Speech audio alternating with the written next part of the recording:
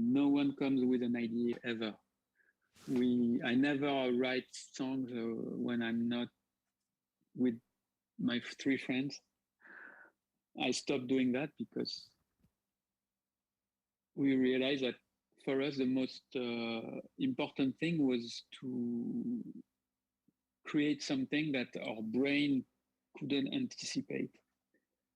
And the best way is to be, with other guys and to, you throw one, how it would happen. I take one like drum loop I have, and from there we start something, anything, we don't try to judge what we're doing. We know it's going to be very bad in 99% of the. So, but statistically, we know that less than 1% will be good, but you just need that. So we launch a beat, and then Deck has like a pad sound he loves, and Thomas is trying to figure out the chord changing we are trying to make, and voila! In 1 minute we have like embryonic, you say that? Little idea of a song.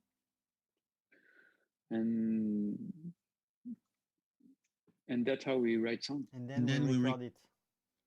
Then we record it.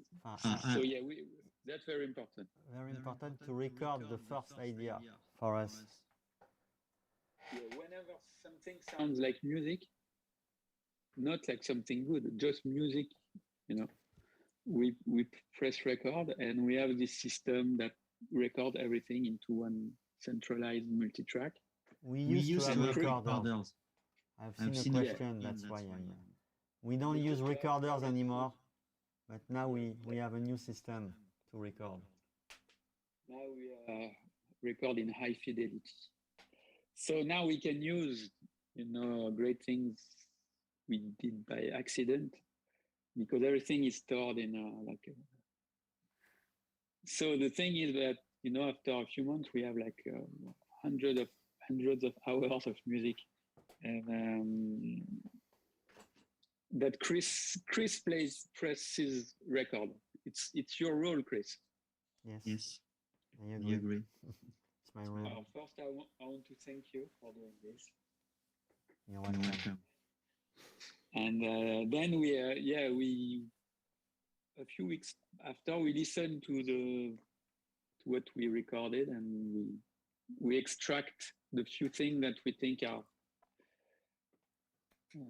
a bit better, that are somehow have something, and that's when the pain starts, trying to transform this mess into some record. But the first ideas, they are really spontaneous. We have streamlined the process to the point where we try to control as little as possible.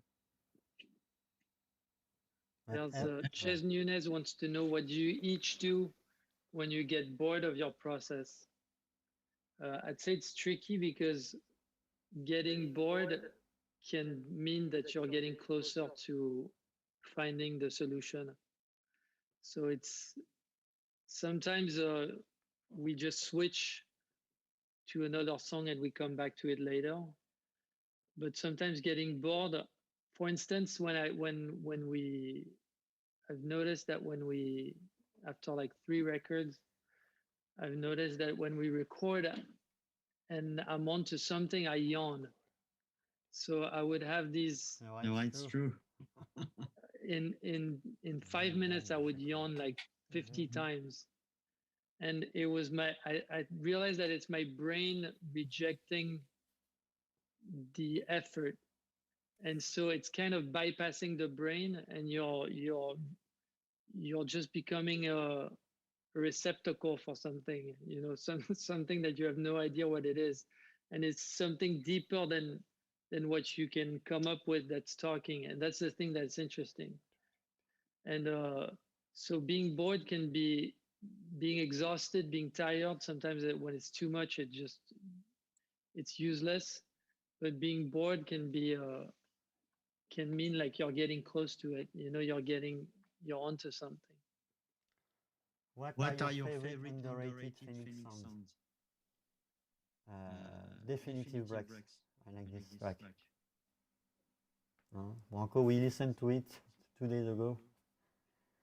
Yeah, it was very. No. Very osé, comme on dit, osé. You're listening to a lot of Yeah. music at the moment. Comment on dit osé? Daring. Very daring. Daring, yeah. It was a very. This song has saxophone. It has like.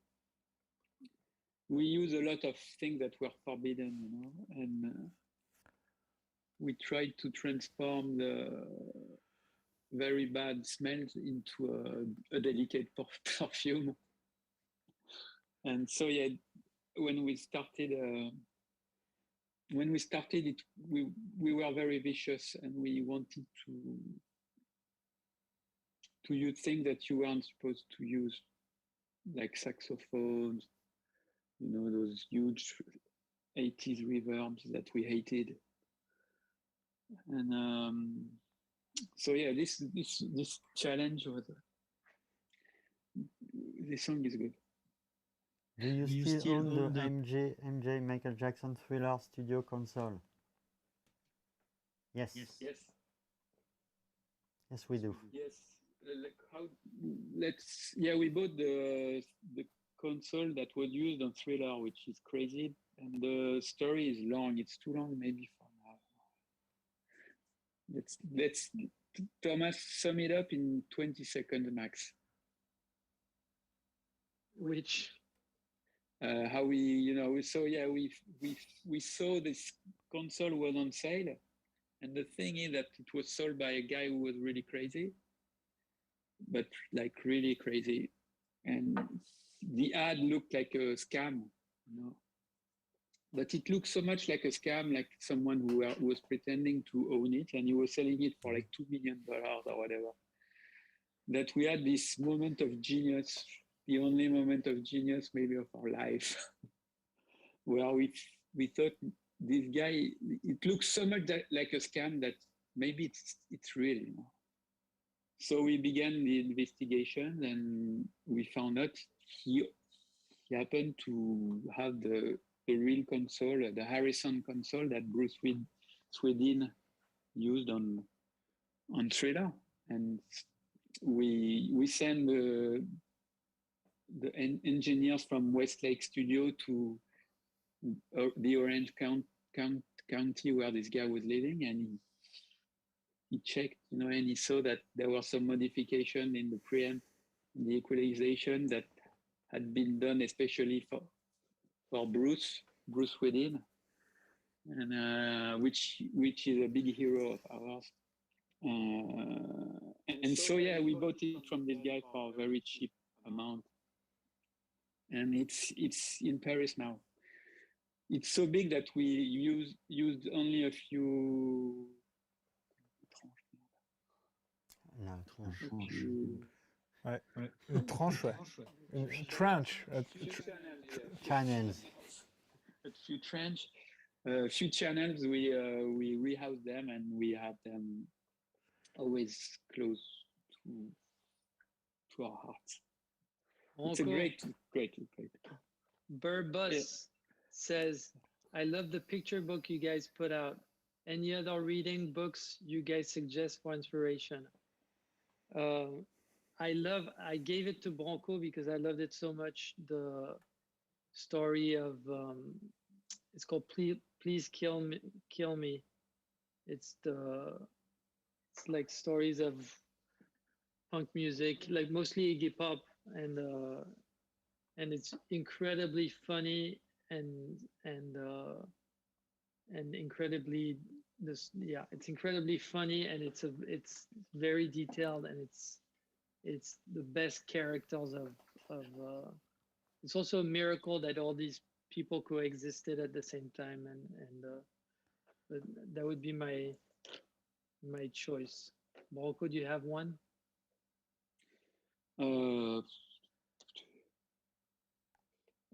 Music. I read a lot of music books those days. I read the Geoff Emerick book about,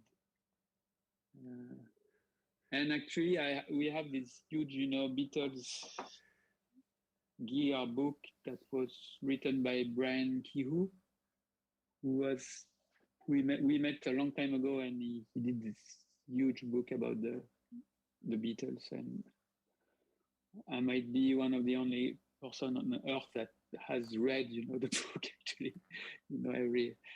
It's one of the best books ever. Also, there's a book about Serge Gainsbourg, which has been released recently, like 1 year ago, which is called the Gainsbook.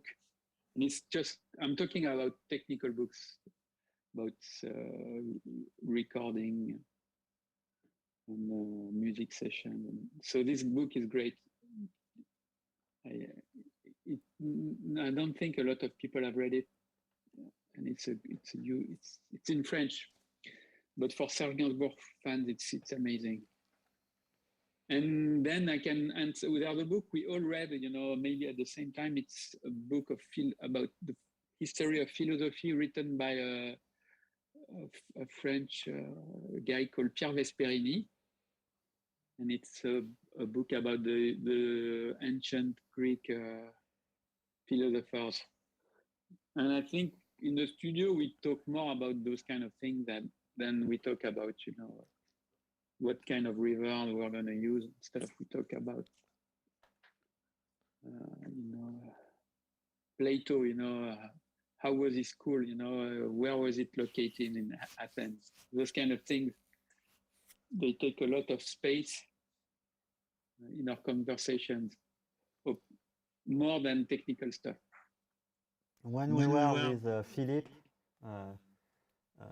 doing the recording process, I was with my recorder and I was taping it, so to remember key moments of advices and things. And the 90% of the time we are not talking at all about music. We are talking about like this, like Plato, or it could be about black pepper, cocktails, I don't know, any details like a movie.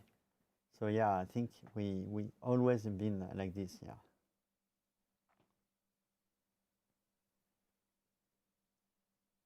And no, il y avait Philippe.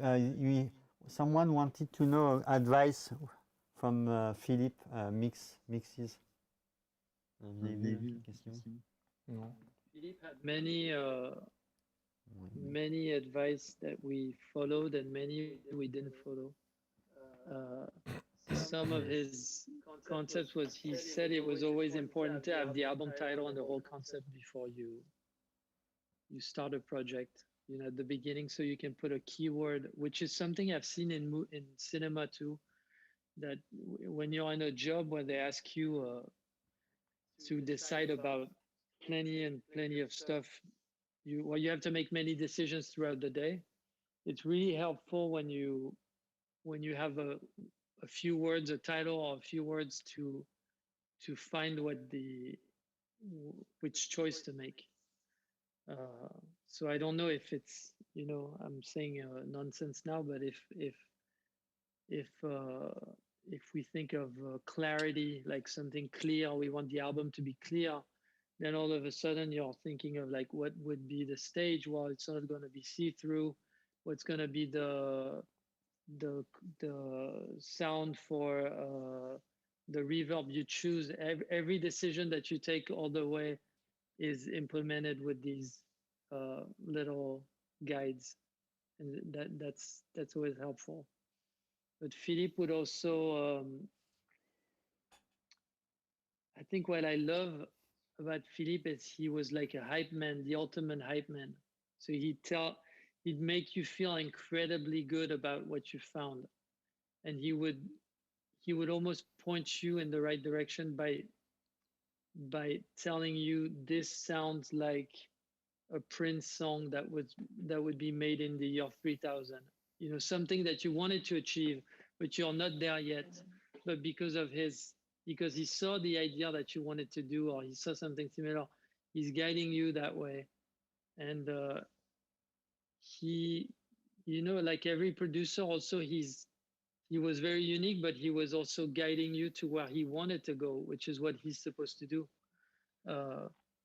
And he had knowledge of the entire song, the structure. In a second, he would know what would be the flow, what would be the pluses and the minuses, and he knew what a demo would be like when it's mixed. And I think he worshipped music, so he knew all the classics, so the love for recording music, you know, every reference, whether he was talking about the studios in like you know, every famous studio where it's recorded in Nassau, Bahamas, or if it's Sunset Sound in LA, or if it's Sound Factory, anything would be an idea that you can visualize and that you can hold on to. So it wasn't abstract to us.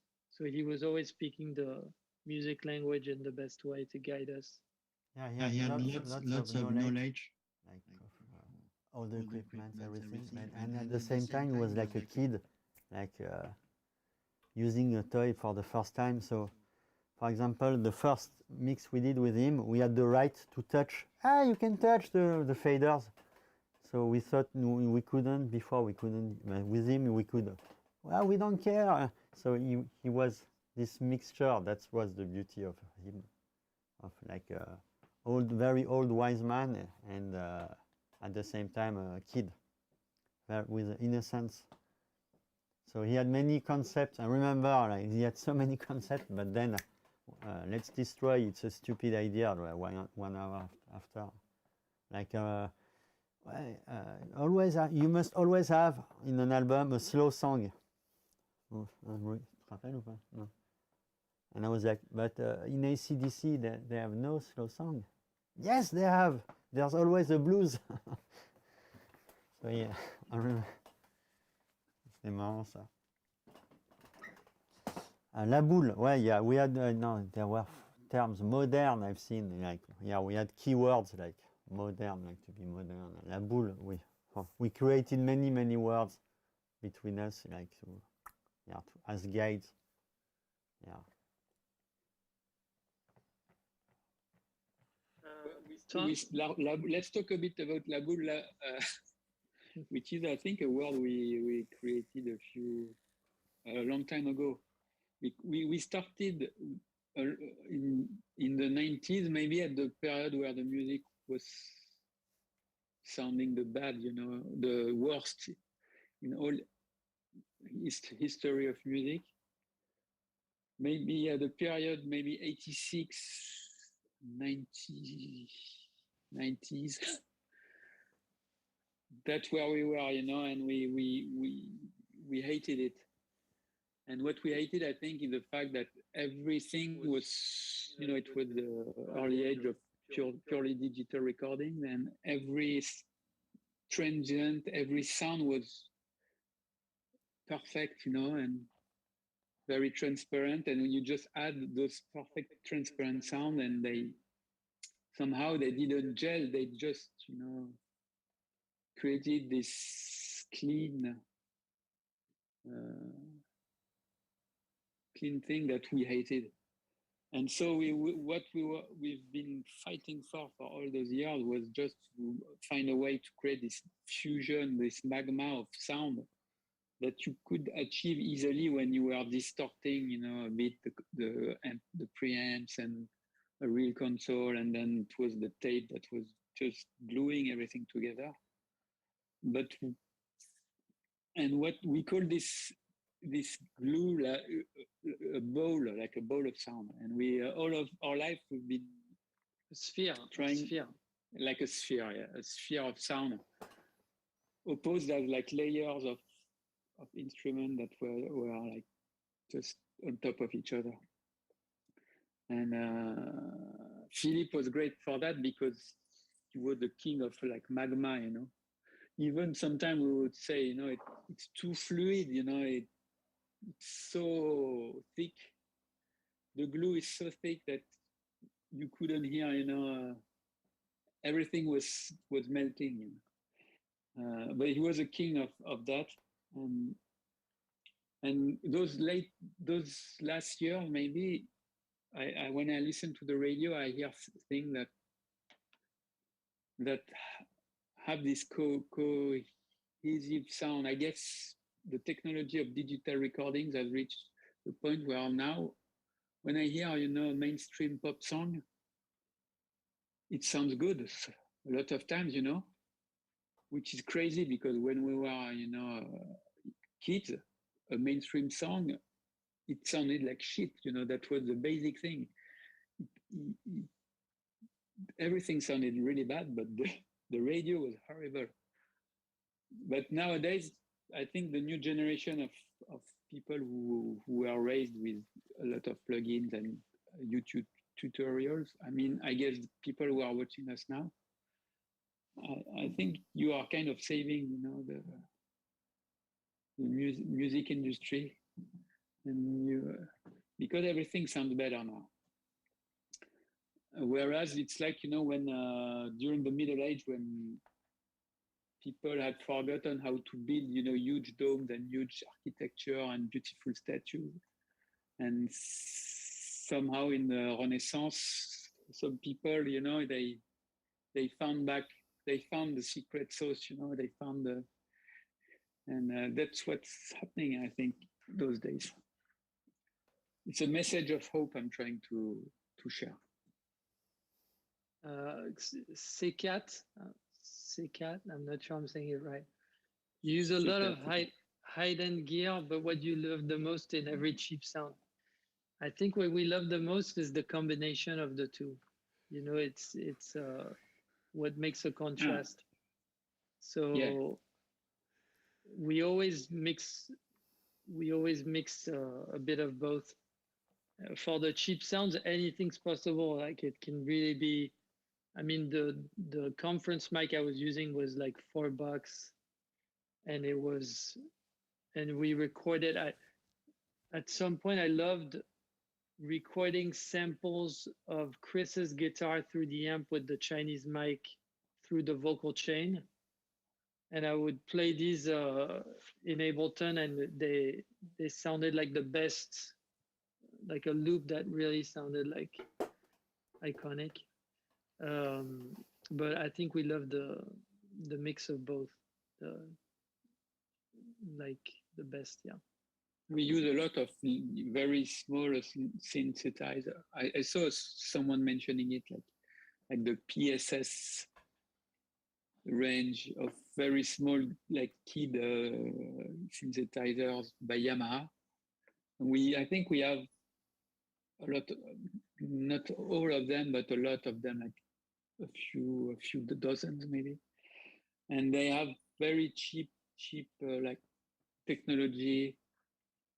But when you use it, you know, wisely, you can create great things. The PSS 290, I think, is our favorite. The one and with also the the recorder, Zampler.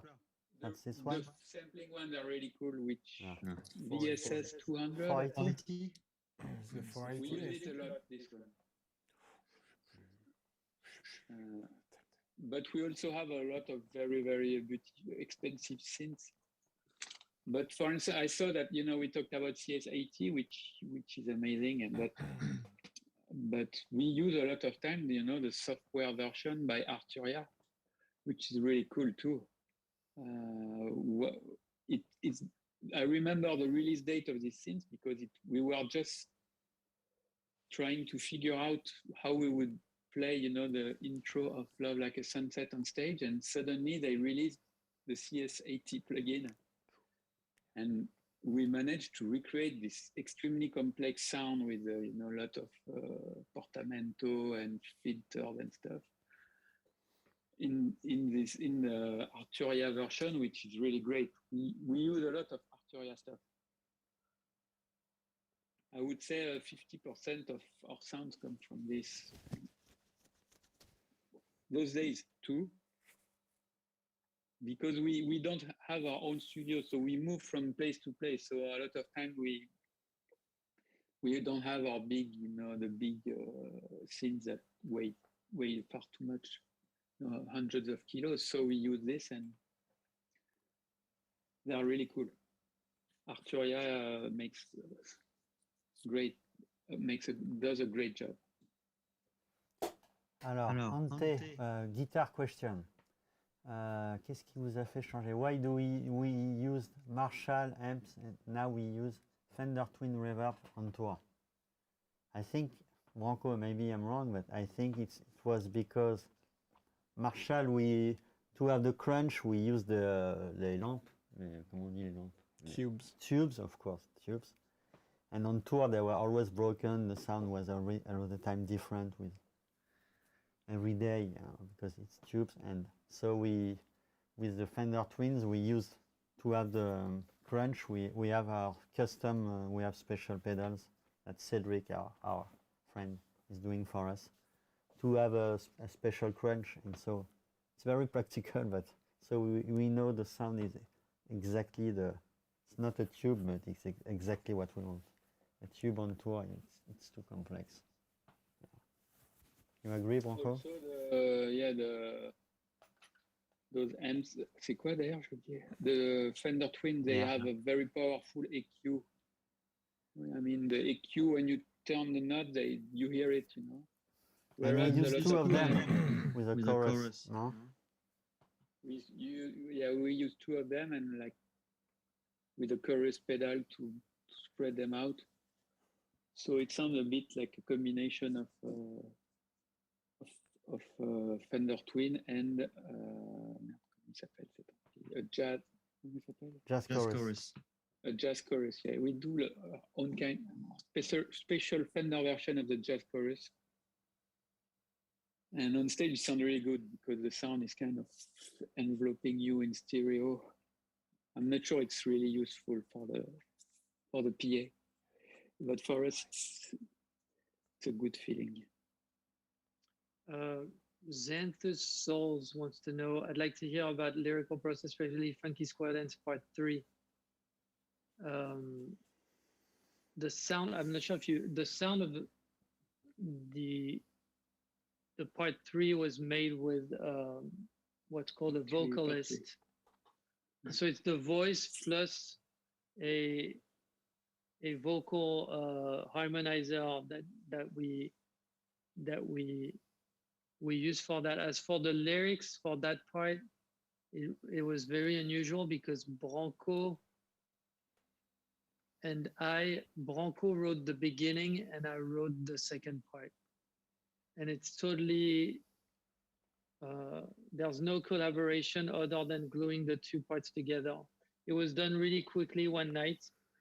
And I remember you Branco started the lyrics, and then I wrote the second half, and then apart from the spelling moment where there's the KY, the Kyrie eleison part, that was something that he added, but that was unusual, just gluing two things together.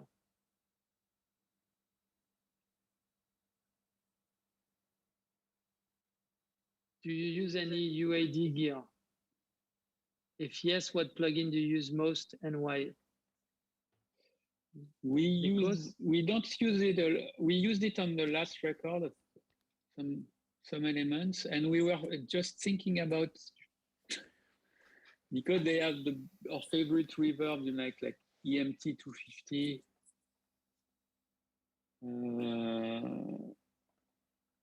Which is, very, very complicated to buy.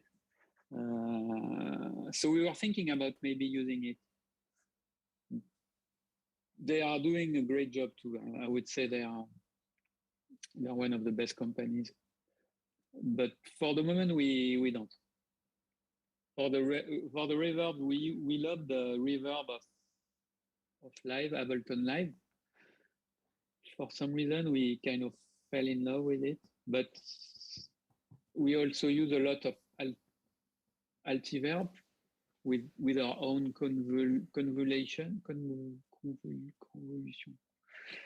Well, we sampled a few spaces, and right now we have a really nice staircase, which is like from a very beautiful French building from like the 17th century, and we sampled the reverb, which is really, really nice.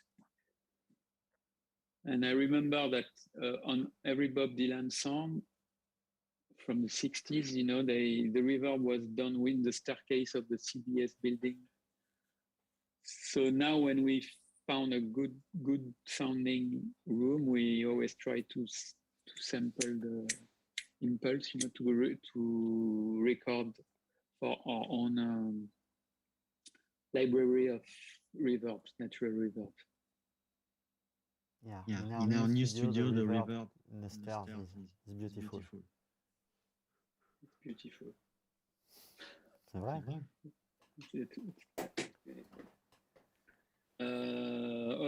Other question? Altiverb, yes. How do you decide the tempo of your songs? Do you decide it when you match with the lyrics? I feel like the tempo and the tonality are linked together. Sometimes if you go faster, you have to go higher. So I think we choose, the tempo comes when we write the songs, but then we try to think, is this the best key for the song? So I think we adjust the key first, but usually the tempo doesn't really change unless changing the key means speeding it up a little bit. Or then at the very end of recording, sometimes we do like to pitch the whole song, whether it's even when it's being done on a quarter inch. So sometimes we speed it up like 1%, or that's what Philippe would do too.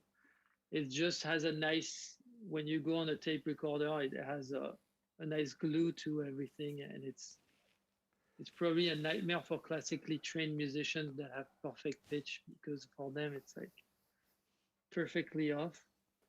But it has a nice impact. I heard the multi-track of Billie Jean, and you know, it's recorded slower than you listen to it. It's like 440 hertz, you know, and then it's sped up actually, like a few percentage points. No, not a few percent. I mean a few points of tempo, like 2 points. And when you speed things up, you know everything sounds tighter, of course, because you know suddenly you know the space between it's reduced. The human mistakes are reduced, and also everything, the format of every instrument is a bit, you know, weird. And I think Michael Jackson was looking for this texture of something that was not really human. So yeah, the trick of very speeding tracks, it's a very old trick, because they've been using it forever, but it's very powerful. I read that ABBA was doing it too, and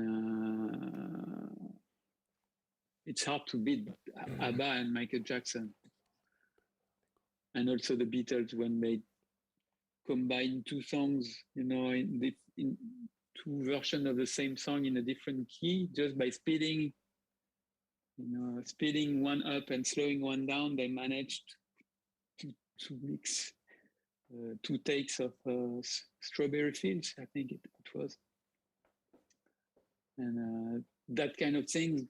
I remember watching a documentary. We all the 4 of us, we saw it when we were kids on TV, on French TV, about Sgt. Pepper.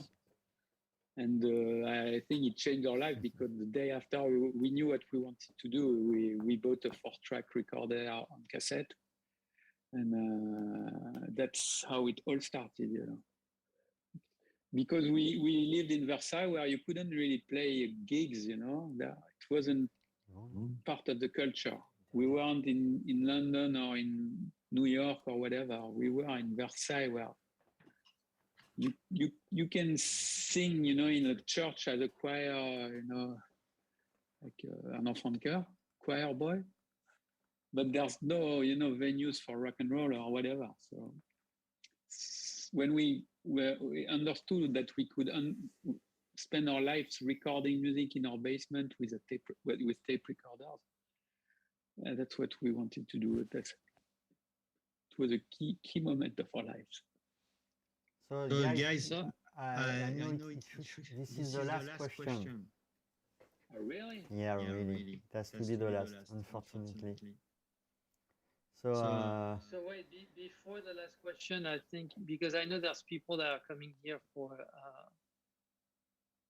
details about technical stuff, but there were a lot of questions about, like, when's the new album? When are you playing for VR22? Are you, like, a lot of we were working on finishing our album, and we are happy with it, but it's not done yet. But we will tour and hopefully play new songs pretty soon, and we'll play. We have shows. There's already Primavera, and around that time we'll play shows, and then there'll be more touring with more new songs. And but we're finishing the album now, and we thank you for your patience, and we hope we'll make you proud. And that's it. Last question. Chris, you pick the last question. Maybe you give us name of a song and we explain how we did it, the recording process, the songwriting process. No? Une bonne idée, ça ou pas? We pick one song, you write one song, and we tell you how we wrote the song and how we recorded it, maybe. The process, no? Standard explose. Voilà, alors. No. We should do that? No, people, no? Ouais. But no song is No, coming. Yeah, we have to wait a bit. There's a delay. There's a delay. It's gonna be So Dek, I have a question for Dek. Dek, Yes. how would you record your bass? Tutti Frutti came first. Tutti Frutti came first. And it's Lasso, Bourgeois, Telefono, Armistice, Tutti Frutti. No, Lasso. Let's say Lasso because we are at the place exactly where you found. Lasso. Yes. At this place, there was the keyboard of Thomas. C'était quoi le? Lasso, With a drum. He had the beat is a combo of 3 and 2. So it's the hi-hat, high tom, low tom. So hi-hat. So 1, 2, 3, 1, 2, 3, 1, 2, 3. And then on these it does kick and snare. So it's 1, 2, 3, 1, 2, 3, 1, 2, 3, 1, 2. And so it creates like a ritournelle, like a never-ending kind of feel that the beat is always shifting, which was really fun, and we played with it. And then there was also a sound of a roll on the snare drum, which was like kind of keeping it alive. And then Chris? Yeah, no, Yeah, that was the beginning. Yeah, the beat, the pattern was the starting point at this place exactly. We were very excited about this beat, and it came very fast. It was the. We had a different verse back then. Ah ouais? Non, Yeah. ça c'était Armistice, no? No. Okay. Also Armistice, but No, so we had the chorus first, yeah. but the chorus, yes. So the chorus came pretty fast, and then Dek found the bass, the intro, I remember. Tung, tung, tung, tung, tung, tung. This was a key moment to find the verse, because the first verse is different than the second verse, the chords. I think Yeah. so. Yeah. Weird, but That was the process. So beat first, then chorus, then bass, And après, and you realize, no, but that's it. Huh? It was pretty fast, this one. Sometimes songs it takes 2 years, more than 2 years. Like Love Like a Sunset, or I don't know, like Tutti Frutti was very long, for example. Oh. Oh la la. Oh, no, no, no. But, and sometimes it's very, very fast. Lasso was kind of fast. Yes. It's more for us. We feel more strangers of Lasso than Tutti Frutti. We feel, no? Yes. Tutti Frutti. One thing about us is that I think we are not precious at all about the songs. You know, before they are released, we can take them apart, open them, destroy it. You know, 1 month before it's finished, we could change the chords, just keep the melody. We are ready to destroy it, to explode it at any moment. We know that it can change totally, which is great, but also very stressful, because sometimes one of us, like for instance, I would fall in love with a part, and I'm always anxious that the rest of the guys will take it apart, you know. And so it's this combination of knowing that anything can happen, and also wanting for something to remain the same. But yeah, we are very violent with the songs. So there's no ego, there's nothing. We are just ready to kill any part, any song. You know, we can replace something we worked on for hours, you know. We can scratch, you know, a whole symphonic orchestra at the last moment. But I think it's a good strategy, because a lot of time we come up with things that are kind of average, and through trial and error, and you have to be open to magic, and just changing the chord at the last moment. A lot of times it helped us create our best songs. Our best songs, they were never, you know, never like they were first supposed to be. There's always be like a revolution at some point that turned it into something that was greater than what we were capable of. Bravo, Bravo, Laurent. Laurent. Yes. Okay. All right, nice to see you guys. Long live to Mother Base. That's all I have. Yeah, that's it's the best studio in the world, and the spirit of Philippe is still alive there, and the equipment is incredible. The people working there are the best. We have so many memories. When we worked there, it was not finished, so it was like it was very messy, very unhealthy. But now it's beautiful. Look at this. You should come here. Yeah. Bisous, bisous. Hein? Bye bye. Thank you. Salut les cocos. À demain. Ciao. Bye. À demain. À demain, studio. À demain.